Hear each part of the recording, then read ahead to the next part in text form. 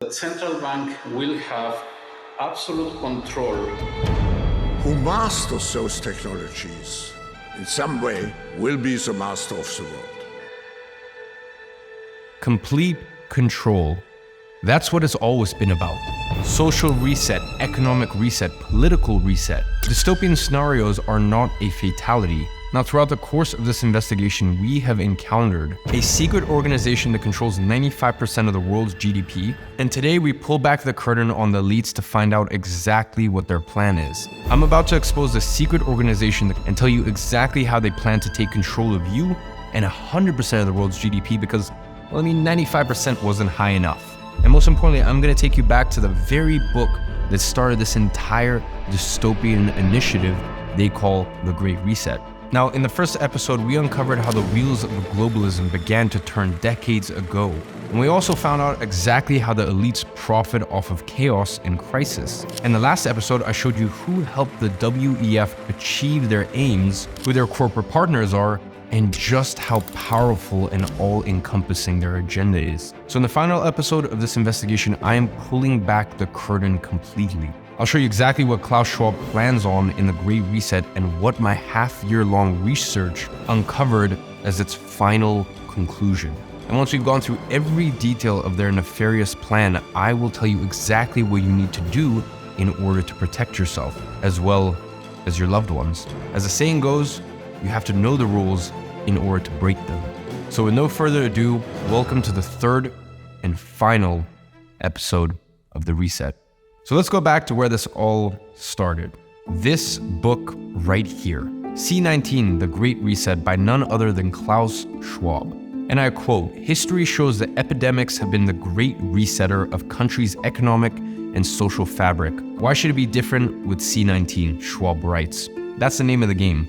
Find or create a crisis and exploit the living hell out of it. We saw that all through the 1900s during episode 1, and it's no different today. So with that in mind, it's awfully convenient that this book was released in July of 2020.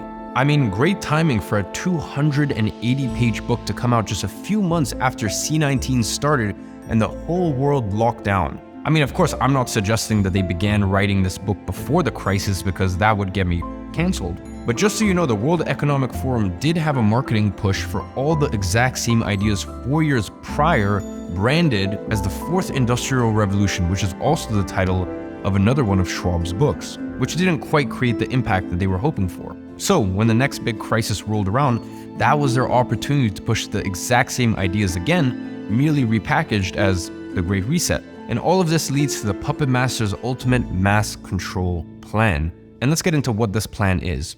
And there are 3 major steps to it: macro reset, micro reset, and individual reset.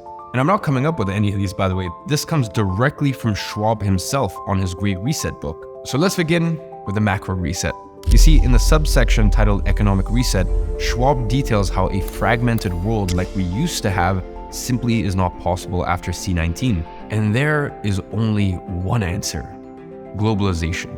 He writes about a pandemic as a complex adaptive system comprising many different components or pieces of information whose behavior is influenced by such variables as the roles of companies, economic policies, government intervention, healthcare politics, or national governance. So in plain English, a pandemic was the perfect time to unleash the forces of the World Economic Forum. And it gets worse. You see, Schwab has a subsection titled The Social Reset. And to be honest, I was just gonna paraphrase this, but I think you deserve to hear the words of the world leader himself. First and foremost, the post-pandemic era will usher in a period of massive wealth redistribution, from the rich to the poor and from capital to labor. Redistribution of wealth, I thought the World Economic Forum were liberal, not socialist. Or do they just want to redistribute the wealth to their cronies? Second, C19 is likely to sound the death knell of neoliberalism, a corpus of ideas and policies that can loosely be defined as favoring competition over solidarity, creative destruction over government intervention, and economic growth over social welfare. For a number of years, the neoliberal doctrine has been on the wane, with many commentators, business leaders, and policymakers increasingly denouncing its market fetishism, but C19 brought the coup de grace. So these two forces, massive redistribution on one hand and abandoning neoliberal policies on the other, will exert a defining impact on our society's organization, ranging from how inequalities could spur social unrest to the increasing role of governments and the redefinition of social contracts. One of the greatest lessons of the past 5 centuries in Europe and America is this: acute crises contribute to boosting the power of the state. To be honest, I think that speaks for itself. I mean, Schwab essentially says that C19 marks the end of the free market. The alternative? Corporatism. Or as Mussolini himself says, another word for fascism. A world where a few of Schwab's buddies own everything. And your only option is to abide by them. No more competition. Now, as I was reading through the book, one section in particular really caught my attention. A section titled The Risk of Dystopia, where Schwab actually goes on to write about the technocratic state. Now, if you don't know what that is, the argument he uses to support this idea sums it up pretty well. In fact, he uses the argument of a very famous author, Yuval Noah Harari, who's the author of *Sapiens* and *Homo Deus*. He writes, "Consider a hypothetical government that demands that every citizen wears a biometric bracelet that monitors body temperature and heart rate 24 hours a day. The resulting data is hoarded and analyzed by governments and algorithms. The algorithms will let you know that you are sick even before you know it, and they will also know where you have been and who you have met. The chains of infection could be drastically shortened and even cut altogether. Such a system could arguably stop the epidemic in its track within days." Now, I don't know about you, but that doesn't sound like a very good idea to me. Wearing a bracelet monitor and sharing all of your data with the government. Well, that's exactly what Schwab and his buddies are planning. Now, to be fair to Harari, he does also present the dangers of such a world, but something about him gave me a very ominous feeling. And after this entire investigation, I knew I needed to take a second look at him. And it wasn't long after that I found this. By hacking organisms, elites may gain the power to re-engineer the future of life itself.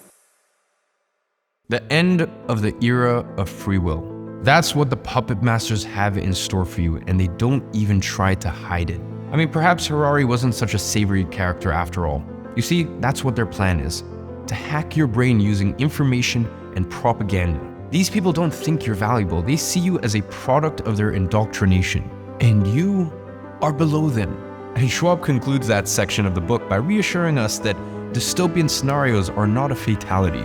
So, don't worry, little slave, it's all gonna be okay because freedom isn't that important after all, is it? And here's one thing Schwab is very good at doing. Gaslighting the reader into believing that any rational objections to the reset are merely just irrational fears. He knows that when you first hear about this, you'll get creeped out a little. But he's very good at brainwashing people into believing that this is for their own good. Now here's where things start to really get concerning. Schwab ends the book by saying that the reset isn't done yet. So I had to figure out what was the missing part. And my investigation led me to the final stage of their plan, which will complete the reset and lead to a world where you'll have no choice but to be 100% under the puppet master's control. Own nothing and be happy is what they tell you. But of course, someone then has to own everything. The puppet masters. We learned how the puppet masters gained control of the Fed and used the money printing machine to enrich themselves and impoverish other people. Now, I thought that's where their quest for monetary control ended. But I was wrong. You see, I uncovered how the puppet masters plan to control all the money, including the 130 trillion they've pledged to their cronies. CBDCs. Few inventions have symbolized and facilitated radical autonomy as much as money. Before money, if you had a system of bartering, meaning if you didn't have exactly what the other person wanted, well then, you were no good. The invention of a standard system of value allowed businesses to flourish and lifted millions of people out of poverty. You see, instead of needing an exact match of barter, you now just needed one customer. Really, money is the essence of liberty itself. Dostoevsky even called it coined liberty. You see, all through time, money has supported people's liberty until now. You see, in the last few years, we've seen two structural changes. Number one, there's been a massive move away from cash, and number two, there's been ever-increasing centralization. But why are the puppet masters so against cash? Because cash is freedom. With cash, you have complete autonomy and they have no control. You see, the move to a cashless society has been going on for a few decades now. And actually, as I was researching CBDCs, some really dire news broke. Nigeria just a few weeks ago restricted all cash withdrawals, and that is how the puppet masters will enforce the switch to CBDCs. And Nigerians had tried to push back. Only 0.5% had adopted their CBDCs, despite over 50% using crypto. And what happened? The puppet masters forced them to switch by no longer recognizing cash. I mean, that should tell you just how forceful the puppet masters are willing to be. The end of cash will be the end of your freedom, but these changes began already in 2020. By now, over 86% of central banks are planning on implementing CBDCs, central bank digital currencies. But wait a minute, if the central banks want to implement their own crypto, surely that's a good thing, right? I mean, we know how transparent and at times secure cryptocurrencies can be. I mean, after all, cryptocurrencies are meant to be decentralized, just like American currency used to be before the Federal Reserve. And cryptocurrencies are also secured by cryptography on a distributed ledger, which is a blockchain that is publicly available. And some cryptocurrencies, like Bitcoin, are inherently deflationary with a set amount of them to ever exist. I mean, especially with how inflation is, that all sounds like the perfect move for central banks, right? Not quite. You see, the central banks don't want a cryptocurrency, they want a digital currency. So what's the difference? I mean, it may not sound all too different, but these two concepts are worlds apart. Whereas a cryptocurrency is decentralized, a digital currency is centralized in nature. That means that the central banks will issue the currency, no mining like there is with Bitcoin. Now, we already know that the central banks can issue currency whenever they choose, and digital currency will be no different. Whereas cryptocurrencies offer at least partial anonymity on the blockchain, CBDCs will act as an extension of the government. You see, CBDCs will simply be the digital expression of your fiat money. But how will that work, and why is that such a big deal in that case? Well, there's one aspect of CBDCs that I haven't mentioned yet, and it makes all the difference. CBDCs will be programmable. And let's get back to that in just a moment, but with the introduction of a CBDC, the government will keep track of all transactions with that currency. There will be no transparency, and there will be no anonymity. Instead, all the power will be given to the government. So what does that mean in practice? Well, it means that every time you spend $1 digital, the government will know exactly what you spent it on. Now, that may not sound like a big deal, but it is. You see, the way you spend your money is a reflection of you as a person. In some way, it's even the ultimate reflection of who you are. That's why the old adage of put your money where your mouth is so powerful. You see, based on your spending, the government will be able to form a complete profile on you. Now, if that's not dystopian enough to ward you off, let me tell you about the other piece of the puzzle. Here's where things get really dystopian. Remember how I mentioned CBDCs would be programmable? Well, what does that mean in practice? Let me paint a picture for you to really illustrate. It's 2030, the year the World Economic Forum's predictions all come true. You own nothing and you're happy. They own everything, but you're oblivious to that. AI has replaced you, and you rely on universal basic income to support you and your family. You're entirely reliant on the government, just like how they want you to be. But one day you do something the government doesn't like. Maybe you jaywalk, or maybe you tell a friend you dislike something about them, and now your social credit score, well, it goes down. And now you can't get approved for your next rental agreement. And your electric car will only function for a few hours during the day. And because you've been a bad little slave, your money can only be spent on necessities. No nice things for bad slaves. And the puppet masters are only able to have that level of control because they know everything about you. They can only control where and how you spend the money they give you because it's programmable. Not only that, they will force you to spend it, otherwise inflation will just eat it away. You see, your CBDC account will have a negative interest rate, forcing you to spend artificially, inflating the economy. Now, that may seem like a distant dystopian future, but honestly, it's not. There will come a day in the next 2 years where your money is really no longer your own. You will have no control over it, and you won't be able to save, so you will forever live under their thumb. But don't take it from me, because during the course of my investigation, I found documents proving that the central bankers are planning on implementing negative interest rates to stimulate forced spending. That means your money will not be yours, and if you don't spend it the way they want you to, well then, it'll just disappear. Why? Because the puppet masters don't want you to save. If you save, you gain leverage over them, and you're harder to influence. That's why the puppet masters use inflation and the debt cycle. I mean, it is no coincidence that credit card debt just hit an all-time high of almost $1 trillion right as CBDC discussions intensify. Bahamas. Now, the biggest thing you might be wondering is whether this has already been implemented. And it has. You see, the island nation of Bahamas was the first to introduce CBDCs, but luckily their experience offers us some hope, but also shows us how blatant the puppet masters are with their motives. The IMF and its counterpart, the WEF, posted a video on the Bahamas and the world's first digital currency. Now, when do you think they chose to introduce CBDCs? If you live on an island that has just been hit by a major hurricane, then you may not have access to an ATM or bank branch. And the cent dollar can help here because it can be operated via mobile phones. In the wake of a crisis, their tactics never seem to change. Now, you might think perhaps the people of Bahamas, well, they don't actually have access to banking. Maybe the government is actually trying to help, in a time of crisis. After all, that's what the government's for, right? When COVID happened, I wanted to move away from handing and touching money from others for the safety of myself and my family. I mean, it's handy how they managed to bring C19 into it. I mean, if only there was another way to pay other than cash. I don't know, maybe like a plastic card that you could keep money on. But let's keep watching. It helps those unbanked members of our population who don't have access to commercial banking facilities.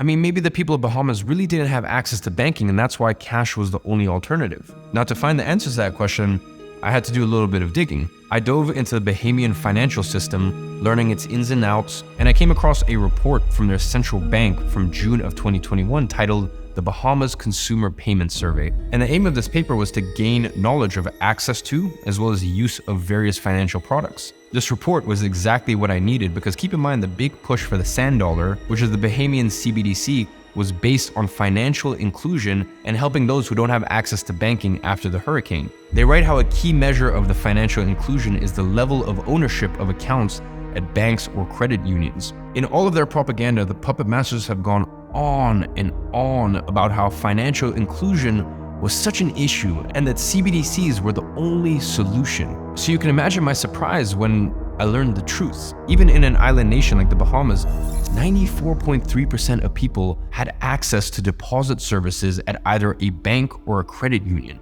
meaning that only 5.6% of people lacked some level of financial inclusion, with over 70% using their online banking regularly. And luckily, the Bahamian CBDC has been a massive failure, only accounting for 0.01% of currency in circulation. Now, this led me to believe that maybe there is hope, but it also spurred a new question. If the Bahamas had been such a colossal failure, why were the puppet masters still pushing for it? And more importantly, who was at the forefront of the effort?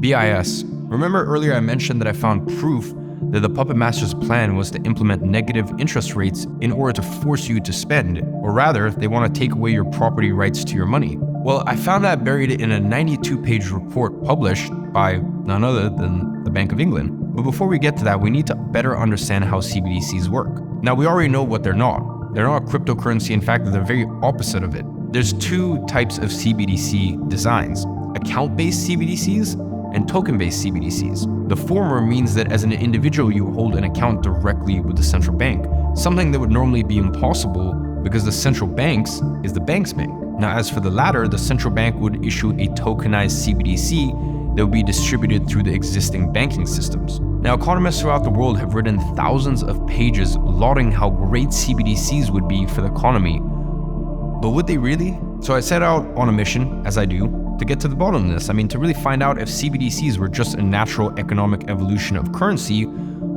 or if there was something deeper going on. I plowed through literally hundreds of pages of reports from various central banks and NGOs, and as I was scouring the internet trying to find the truth, I was greeted by an organization I had encountered before. And that's when I was finally able to put the pieces together. This entire time we've been focused on the policymakers and the executors, the World Economic Forum and BlackRock, but that's because I had made a mistake in my investigation. I thought back to the Kissinger quote. I knew how they were controlling the food and how they were using the energy, and I assumed the money aspect was uncovered as well.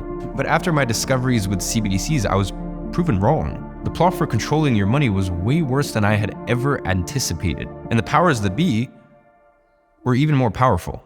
You see, the World Economic Forum makes the policy, and with their governmental and corporate partners, they enact it. But where does all that money come from? I mean, enacting all of their targets is expensive, so how do they do it? I mean, we know how the Fed facilitates BlackRock, but what about the rest of the world? You see, I thought CBDCs would be a phenomenon of each central bank, which is already bad, but the truth is far worse. You see, it wasn't just that each central bank was pushing CBDCs. They had been organized to the highest level. As if this couldn't get any crazier. Introducing the Bank of International Settlements, which is the central bank of central banks, controlling 95% of global GDP. Every economically significant central bank in the world is a member. And that, ladies and gentlemen, is where money comes from.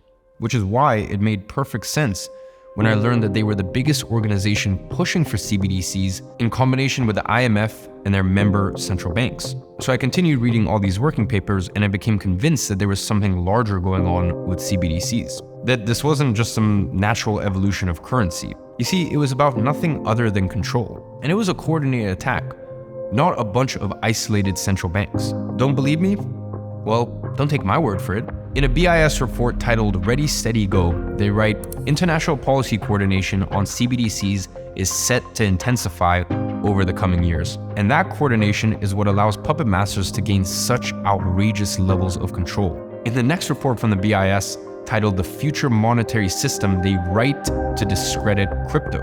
Structural flaws make the crypto universe unsuitable as the basis for a monetary system. It lacks a stable nominal anchor, while limits to its scalability result in fragmentation. A system grounded in central bank money offers a sounder basis for innovation, ensuring that services are stable and interoperable domestically and across borders.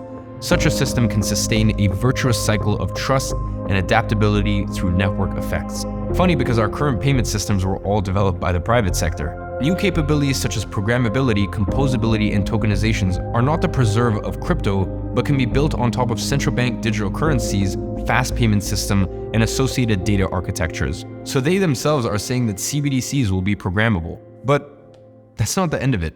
So let's bring it back to the report from the Bank of England, a member of the BIS. As I kept reading their 92-page report, I came to a section on the fiscal dimensions of CBDCs. Now, if you don't know, fiscal policy is how government expenditure influences the economy with things like stimulus checks. And in this section, the puppet masters were discussing how CBDCs would facilitate fiscal policy by making helicopter money more accessible. So to put it into plain English, the puppet masters basically want to use CBDCs to give you money during times of economic downturn to stimulate economy and jumpstart spending. I mean, how great. The puppet masters want to help you build your moat and build your savings. I mean, that's amazing. It almost sounded too good to be true. You see, during COVID, the stimulus checks were an unprecedented move, and most people didn't think it would happen again. Yet, here the central banks are planning on using CBDCs to give out more money.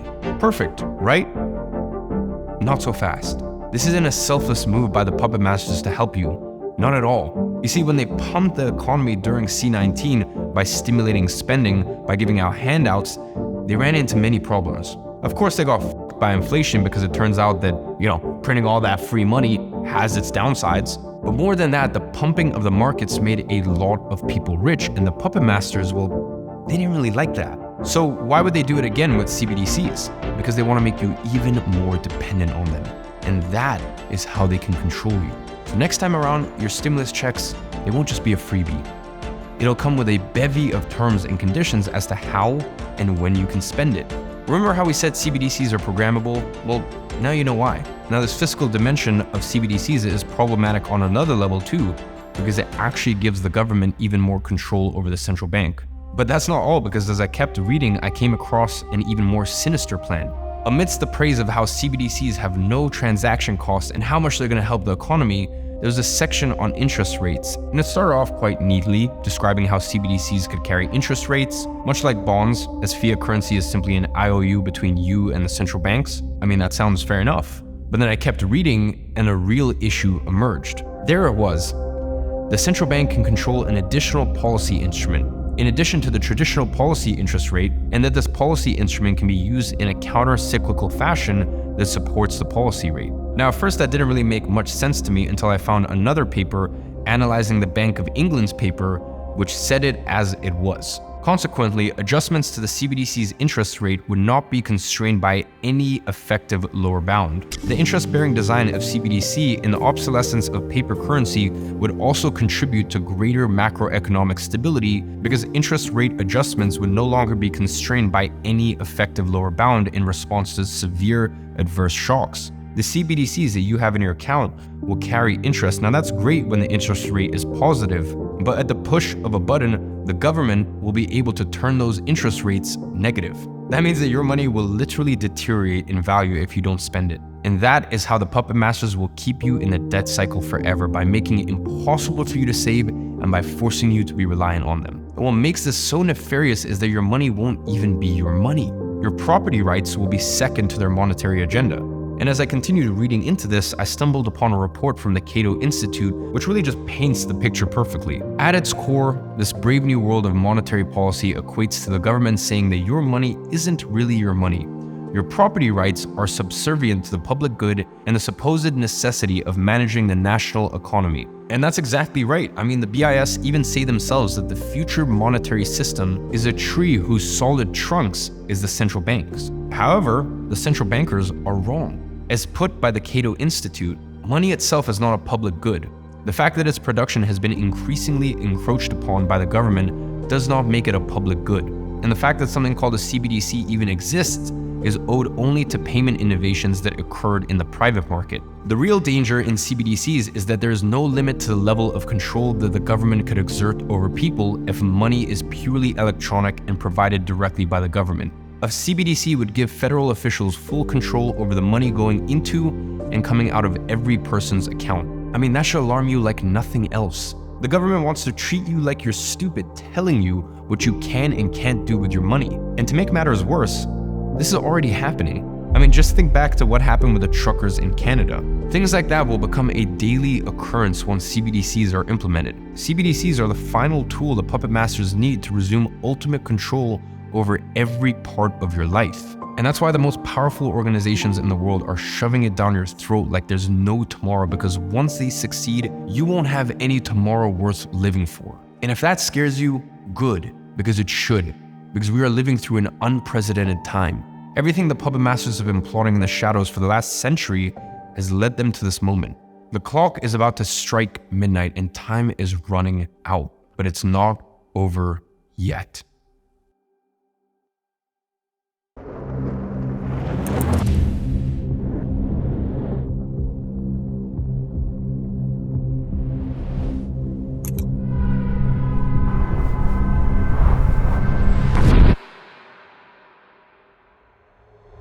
So, let me tell you a story that begins in 1973 in Santiago, Chile.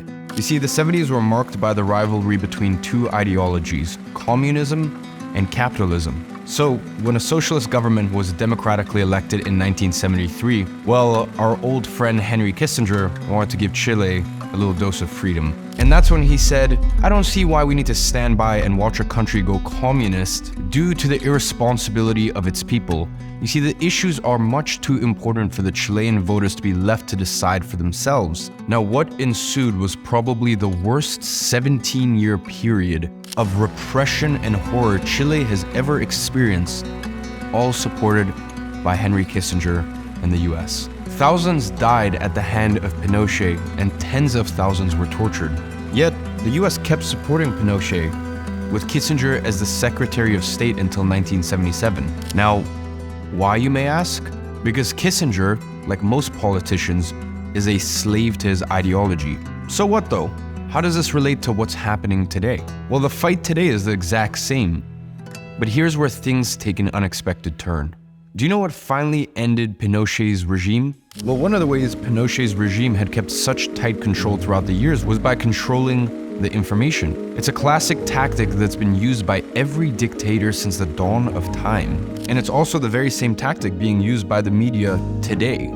They feed you one side of the story, the side that they want you to hear. That's because the media is owned by a handful of people who have specific agendas. Wearily similar, I know.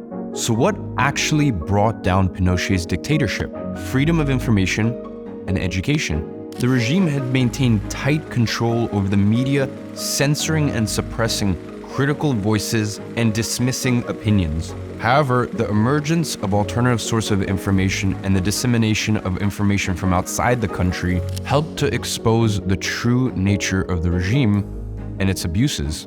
Once again, does that sound familiar to you? You see, opposition groups and human rights organizations within Chile work to document as well as publicize the regime's abuses and their tyranny, often at great personal risk. And all of these efforts help to keep the issues of the regime's tyranny in the public eye, as well as build support for the opposition, which would symbolize freedom and hope. Now, finally, opposition grew so strong and the desire for freedom so great that a democratic election and the restoration of press freedom allowed for the fall of Pinochet's regime. And the exposition of the truth amidst all of the state-propagated lies was able to finally topple the House of Cards. And that's really what it was. Even as a military dictatorship built on lies, deficit, and tyranny, those foundations can never last. So once the truth was exposed, it all came crumbling down like a house of cards. And that's because freedom and truth are the only building blocks that can stand the test of time. In the end, the truth will always prevail, even in the face of the mighty Henry Kissinger and the entire US government. Like Kissinger said, they might control the food, the energy, and even the money, but there is one thing that they can never control: the truth that you carry in your heart. No amount of lies and propaganda can ever cover that up. They will try, and with some they'll even succeed, but all it takes is a few freedom fighters to have the guts to spread the word and fight their indoctrination with education. And they will try to win the war on information, but they never will, because the truth always wins. You can't hide from your conscience. That's the story of every civilization and every battle. And as Washington said, truth always prevails where there is pain to bring it to light. Because in all the chaos and all the disorder, there is always a secret order if you dare to look for it. And you know what? I'm going to be extremely open and transparent with you. Truth is, I've been scared. I've been scared to truly risk it all. All the advice I've given you is all within the system. So sure, you can run away, but you can't run forever. You see, if we truly want to keep away this new world order, a few bank accounts and a few passports, it's not going to solve the problem. That, my friend, is the bad news. But the good news is that the ultimate solution is free. And of course, you still need the 3 freedoms in order to protect yourself and your family, but ultimately none of that will matter if we keep ceding our liberty and our power as the people. I mean, Benjamin Franklin really said it best: he who trades liberty for security deserves neither liberty nor security. And the real solution to the globalist encroachment has been staring us in the face this entire time. The puppet masters capitalize on fear and secrecy. They try to hack our minds with their propaganda and their information warfare. But the reason they need to do that in the first place is because they could never disclose the truth. The answer to the Great Reset lies in education. The most important thing you can do for yourself and for your freedom is to be aware and educated on what's really going on. Because at the end of the day, they can take everything away from you. They can take away your money, they can take away your passports, they could take away your business, and even your freedom. But they can never, ever take away your mind. It is only in truth that we are united. And that's why it isn't time for indoctrination. This is a fight for education. If every person on earth knew what was really going on, their plan would stop dead in its tracks. And at first I thought the best thing you could do was build a moat around yourself to ward off the masters of the universe for as long as possible. But that's simply not enough. You see, freedom of information and education brought down the mighty Pinochet as it did with every other authoritarian scumbag. So tell your family and tell your friends, because slowly but surely the truth will prevail. And just remember this: education is a better safeguard of liberty than a standing army. So my friend, don't be discouraged. Be enlightened.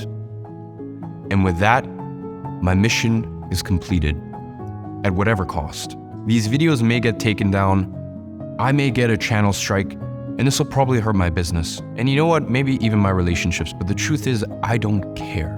I, just like you, was put on this earth with a mission. And my mission gives me purpose. It gives me light in the darkness of mere being. So, let us go down in history, not as the Great Reset, but as the Great Escape. Escape from their iron grip by the way of education and the truth. And with that being said, thank you for watching.